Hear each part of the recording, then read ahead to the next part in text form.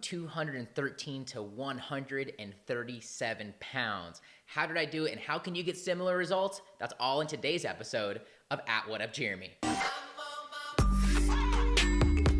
Hey guys, what's up? Welcome back to another episode of At What Up Jeremy, the Q&A show where I answer your questions or pose answers to questions and pose questions to you to get you thinking. And of course, on this channel, we help you to live the dream and to make a profitable living in the process. Every single week, I come to answer your questions. So if you have one, DM me. And today, I am excited because this is a topic that's near and dear to my heart.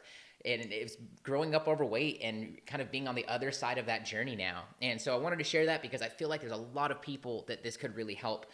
You're probably watching this and maybe your own journey, or maybe you're curious about kind of what this journey looks like for someone. So I'm gonna just kind of rap to you guys about how it went and give you guys some food for thought, no pun intended. And that way you can consider some of the things that I've done and see if they resonate with you in your journey, and maybe give them a try. And maybe you're healthy already, you just hear a tip from here that could be helpful. That'd be a big win as well. So that being said, today's question is, how did I go from 213 pounds to 137? So the first thing I need to say is that this didn't happen in one succinct timeline where I was, 213 here, and on this other side, I, weigh under 140. There were ebbs and flows and ebbs and flows. And I, of course, have to disclaim that I'm not a doctor. I don't claim to be one, nor do I pretend to be one on the internet. So any of this, you got to take with a grain of salt and through your own lens and through your own experience, and of course test it. But you also should consult the help of a doctor. I went to a naturopathic doctor, and I could only, personally recommend that because that was a huge part of this. But that being said, consult a doctor, do your due diligence, test and experiment with all of these. And of course, I'm not a doctor. So, the first time that I really lost a lot of weight, to give you guys the timeline, I basically noticed becoming overweight when I was about 6 or 7 years old. We moved from New Mexico over to Arizona, and I just noticed myself getting overweight very quickly, and it never stopped once it started. I grew up a pretty normal kid before then, but once it started, it never stopped. I only continued to gain weight. There was no losing of weight in the journey until I was about 18. Coincidentally, at the time, my mom was just diagnosed. Actually, was it 18? It's probably closer to 19 or 20. I'm 28 now. It's 2018 as I record this. But my mom was diagnosed with cancer. And around this time, I had come across a diet supplement that was being broadcasted on the internet here in Phoenix. And essentially with this, when it kind of makes sense now, as we'll get to the later parts of my journey here, you take this green tea supplement that was all natural, and you start with one, and you basically just drink water, and you push your breakfast back, your first meal back. And so you start with one. As your body gets used to it and the results diminish, you add another one. So I got to the point where I was taking 4 of these, and you basically feel like you just had like a really good shot of caffeine because there's natural caffeine in it. Your appetite would go away. And then the rest of it, which really appealed to me, was that you can just pretty much eat whatever you want the rest of the day. So I was eating like foot-long steak escape, buffalo chicken sandwiches, and Panda Express orange chicken, and pizza every day. And that was also easy because I was living the retail life in a mall. And so I could very easily go and get whatever food I wanted. And I did just that. I just wouldn't eat breakfast, but nothing else changed. And I essentially went from about 210 down to about 180. So that was the first really major shift in my life where I'd lost a bunch of weight. I got down a little further than that. I got into a relationship at that time, and through that, I ended up putting on some more weight. So I remember getting back up to like 190, 191 as I would step on the scale, and I didn't really like that feeling. I didn't like having to I didn't like the way my clothes were fitting because I had gotten new clothes at this point. I started that my shirts would get tighter. I just didn't feel good about myself, but I noticed that happening at the end of that relationship, got my health back under control, really started taking it serious. I had some roommates with me who really wanted to focus on this as well. I got back into that. I stopped using that supplement, but that was my first real big weight loss kind of experience. And I didn't do anything. I didn't do a physical workout. I just took those supplements, didn't eat my first meal, and then was able to eat whatever else I wanted. As I moved out, and got my first apartment, and all those sort of things started happening, would work out more. I got a personal trainer. I started putting on more muscle. And then through a series of events, of course, with losing my mom as well, I wanted to keep my health up, but that was a little harder. So I kind of tapered off. And the next thing that happened, and the next thing that I discovered through time, now we're in basically January of 2015. And I had gone through a breakup. We had closed the business. My business partner was my girlfriend. And so through this, I stopped focusing on my health And through this breakup and this emotional experience that I went through that really bottled up, I started losing hair. So to give you guys a background, if you've been watching me for a few years, or if you're a friend or one of, a family member, I lost a bunch of hair. And so I had my head shaved for about 3 or 4 years. I'd never really had my hair long at all before, but I lost a bunch of hair. I had to cover it up, so I just keep my head shaved. And I started going to a naturopathic doctor through this experience. Actually, my former girlfriend was the one that recommended her, and it changed my life. Just looking at it through a naturopathic lens. We did a diet allergy test, or a food allergy test, tested about 300 foods. It came back that I was allergic to dairy, allergic to milk, allergic to cranberries of all things, black and white pepper, goat cheese, all these things. And it's very important that I tell you all of this. And you'll see why here in a few minutes, because what we discovered in my experience with my naturopathic doctor was that I had an overgrowth of yeast. And so I had candida. We may make more videos on that if you're interested in it and how I got rid of it and yada yada. But basically walking away, a few appointments in, we get our food test results back. We get a stool test back. It confirms that I have an issue in my gut. It confirms these food allergies. It confirms I have a yeast allergy as well for baking and brewing yeast, which is bread and beer. And I left that office essentially with some recommendations. One, I chose to not eat any more foods on that list. No more milk, no more eggs, no more cheese, none of those things that were on there. Because of my gut situation, I decided to also cut out red meat. So I cut out red meat, and I'm only eating chicken and fish at this point. There were a couple days in this journey where I noticed that, in the morning I had a smoothie when I woke up. And maybe I had, for lunch, I had a salad and it had some chicken in it. Maybe I had another salad for dinner. I kind of looked at that and said, you know what? I had a smoothie for breakfast. I had no animal or dairy. Lunch, I could have had tofu because I was experimenting with some things then. And I was like, I could have had tofu, and, I would kind of all day would have not had meat. And that was an interesting concept, an interesting idea to me. Fast forward, I joined this business group, and there's some other people in there. They start this Facebook group, and they're plant-based warriors. That's their whole thing. And I don't know if I've ever even given them credit, so I need to reach out to them. And Fraser was one of the names of that. So Fraser, big props to you, my man, because a video went up in there that I'd never saw before, and it asked a very important question. It was, are you addicted to meat? And I'd never had that question posed to me before. You could be addicted to drugs. You'd be addicted to sugar. You'd be addicted to people, a TV show. But could you be addicted to meat? That just seemed foreign to me.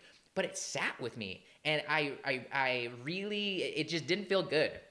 So I bring it up to my roommate, Jose, he's been on this channel, I believe, before. We have a podcast we do kind of every once in a while called Coffee Before Bed. Link right here or right here, one or the other. Jose told me in January 2015, hey, we have this Denver trip coming up in February. I've been kind of wanting to experiment with the plant-based diet. I know you've kind of been talking about it and like asking some kind of different questions and looking up alternatives. Why don't we try that in Denver? Why don't we start it in Denver? And why don't we do it for the rest of the month, all of February? At that point in my time, because I had cut out cheese, bread, eggs, meat, all those things, and not chicken and fish, but because I just started putting so much leafy greens in my body and I removed so much sugar from my body, I wanted an anti-sugar diet essentially. Because of that, I lost a bunch of weight and I got down to probably about where I'm at right now. But at this time, I had a shaved head, wasn't working out. I was probably lacking some nutrition because I was going through this major shift. And so I looked like I literally had cancer. But when I got to Denver, because food was so hard for me to be getting, because I was so stuck in my old ways and so much of the food that I cut out was in those old ways, I really struggled to find stuff that I could eat. And I wasn't eating green, no carrots, no potatoes, no mushrooms, anything hard in the digestive system. It was out. I got to Denver and there was so much vegan options that I weighed myself when I got back and I put on about 10 pounds. In fact, here's a picture where Jose had to leave the table because all my food came out. I finally found like home at a few of these restaurants where I could eat a bunch of stuff. I could really almost order anything on these menus and I was loving it. And when I came back from that in February 2015, I haven't gone back, at least not intentionally. There have been times where I've been at restaurants and I've had other food, but the plant-based diet was this huge, huge stepping stone for me in my nutrition. I felt better. I was having more fun with food. I was looking up and experimenting with different types of things. I was weird because I was the overweight one in my family, and I come from a family that isn't that healthy. So you have to kind of think about what that says as a whole, right? I'm not talking about my immediate family, but as a whole.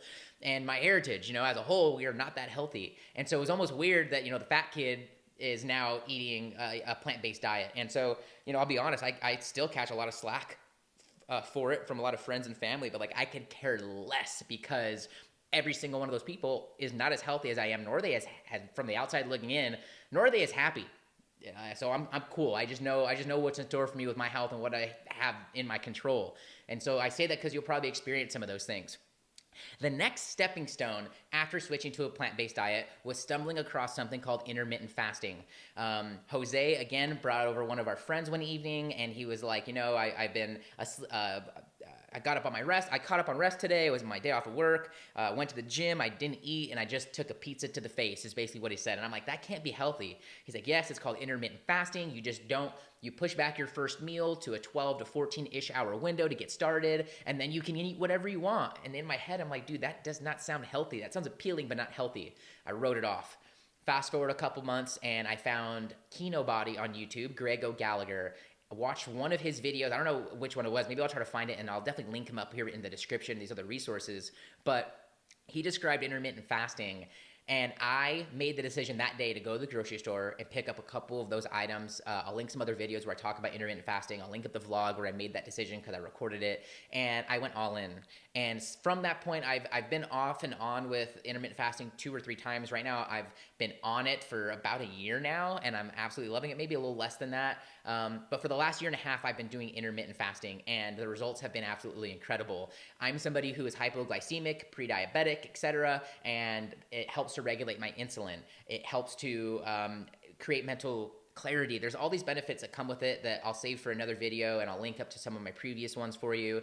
But nonetheless, nowadays, the plant-based diet, intermittent fasting, is how I've kept up, maintained, and improved my physique and improved my health. And so the really big anchors here, if you really look at it, is delaying the first meal, because that happened on those supplements that I was taking back in the day.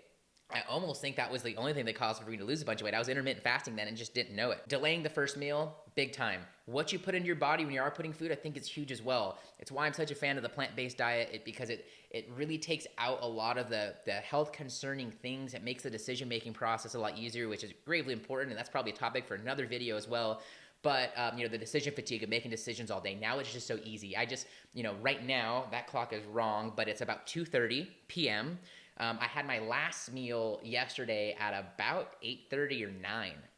So I'm well over the 12 to 14 hour fasting period. I'm probably closer to 18 to 20 hours as of now, which I was yesterday even after a workout. But I can tell you that these lasting changes have been what has kept the weight off and have allowed for me to really enjoy my lifestyle. Last night I had a vegan burger patty on some rice and some beans and a whole big plate of tater tots. I'm gonna make a vegan burger here in a few with more of those tater tots.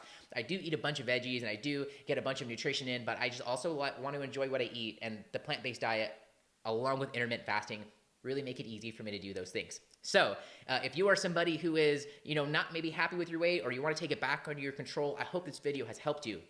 If it has, leave a thumbs up and a heart and a comment below. Did you get value out of this? Was there something that was surprising to you, something that you want to try out, or what do you have questions on it? Because I, of course, want to provide helpful content each and every single day for you.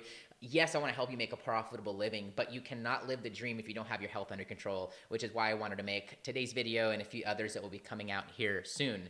Speaking of, all of November, we're going to be focusing on high performance in terms of business, in terms of health, and in December, I'm excited because we're going to be focusing on goal setting, visualization, and manifestation. Most people don't get started on this until January. Let's get ahead of this together. So we're going to be going on a journey in December every single day, talking about how you can create the dream reality that you're wanting and creating a plan to actually make it happen, having the tools and resources that you need. So the best place to stay tuned for all of that is whatupjeremy.com/subscribe. This is where I send out emails and resources, updates, and giveaways to my email list. So head to whatupjeremy.com/subscribe, and you'll be there to know about what's going on in December and some behind the scenes stuff that we do all the time through here. And so I often release videos before to my email list, and then they go here, or release exclusive things as well. Thank you so much for watching this video. I hope it really has provided value. We do videos Monday through Friday here, but on Wednesdays every single week, we answer, pose, or go through a important question from one of you guys, or something that I think is important and on my heart. So I would love to feature you and send energy your way.